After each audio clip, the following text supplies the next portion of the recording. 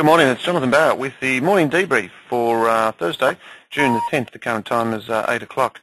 Okay, quite a volatile night, but a little bit of moving and shaking in the precious metal markets. Equity markets were relatively weak, but not drastically weak, and general commodities were pretty stable. Oil had quite a positive bounce there, top end of the range sort of stuff. Okay, let's have just a look at how we've all traded. The Dow was down 40 points at 9,899. The S&P was down 6. The Nasdaq down 11, and the Russell was up 0.6. Having a look at seeing what's happening in the European markets, and obviously a lot of big concerns over there, but relatively positive. The Stoic was up 45 points.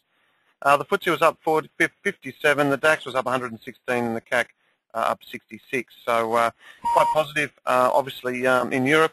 And the US obviously closed on the lower end of the range, and as you can see, the US was up, but obviously came back.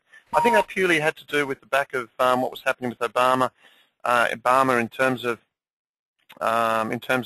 his negative stance towards the energy sector, because the energy stocks actually got hit quite negatively. Leading into that, though, we had some positive news from Bernanke, and I think that actually supported the world economics, basically saying that we're not out of jail, but we're certainly looking a lot more positive, and expectations are for it to continue in the sector that we're actually trading. So relatively positive on that front. Okay, let's now have a look at major bits of news. There we go, energy sector under pressure there. BP still a concern there, but everything else relatively muted in terms of news and how it affected the market. Okay, let's just have a quick look at the general things we look at normally, and there we go. Won't look at those yet, but I guess the most important thing there is the dollar index, 87.93, failing to move on. But last night, as you can see, here's the momentum there at the moment. Bit of a big bounce there, so expectations are that's an intermediate low for it. So the correction we've had for stronger dollars, or the weaker dollar at the moment, probably get a bit of strength. If it takes out that low there, then that would be it for the time being for the strength of the dollar, and anticipate it to come lower. Has to break through that 87.40 though. Aussie had a good move last night, only a little bit of profit taking towards the close.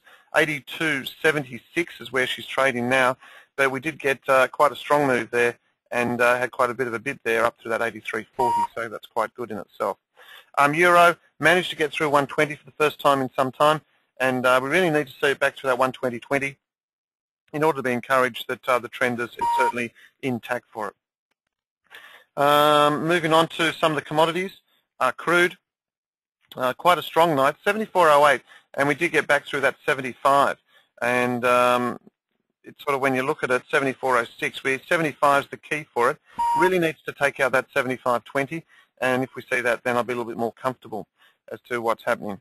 And just having a look at gold, gold in itself, well, this is interesting, 12.32, we got down to as low as 12.20, 21 before a bit of a bounce there. So let's see whether or not she trades onwards and upwards from here with that correction. As you can see, that correction falls in line pretty much with how the US dollar traded as well, so that's quite interesting. Naturally, a break through 12.55 on the top side sets the trend, but we're trying to work out what sort of news will actually propel gold through that area. At the moment, we feel that probably wise to take some profits off on the rally, some profits off the table. Okay, let's have a quick look at the some of the other commodities, and I guess the most important ones there, which we do follow, would be sort of wheat. Let's just have a quick look at wheat.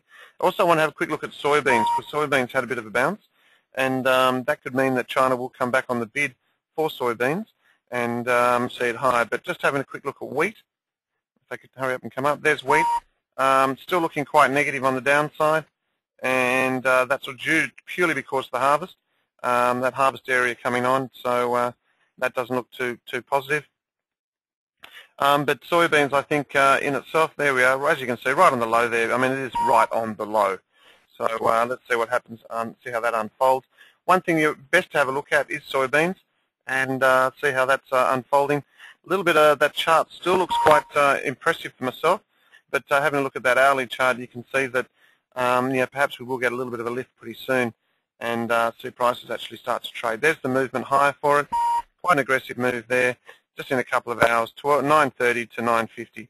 So that tells me that there's a little bit more action there. Having a quick look at the local markets. Not a lot to go on here, but we expect it to open a little bit lower and maybe even see it trickle back to that 43.30 level. Nothing too special today, but we do have that unemployment data today, and that's going to be the key as to how we feel about interest rates. So keep an eye on that around about 11:30. On the economic calendar, consumer inflation expectations, there's the unemployment stuff and full-time employment and participation rate, all very important. It can be expected to be a relatively better bid and on the positive side of things. Other bits of news, we've got CPI in Germany, and more importantly in the Euro and the England, we've got announcements on interest rates, and that's going to be widely watched to see whether or not we'll see interest rates in the US come off a little bit. The tip is that they'll stay where they are, obviously, because they're right on their lows. So don't expect too much there, but it'd be nice to see what sort of rhetoric we've got. Apart from that, that's pretty much really about it on that front. So it could be quite a good night. Keep a look on some of the positions we've got. Long gold, long euro, and we're also long gold, long euro, long some of the softs, and but everything's very small, so we're just waiting to get out of the concerns we're in so we can then refocus on some good economics and some good trends. That's about it from me. I hope you have a great day. We'll talk to you soon.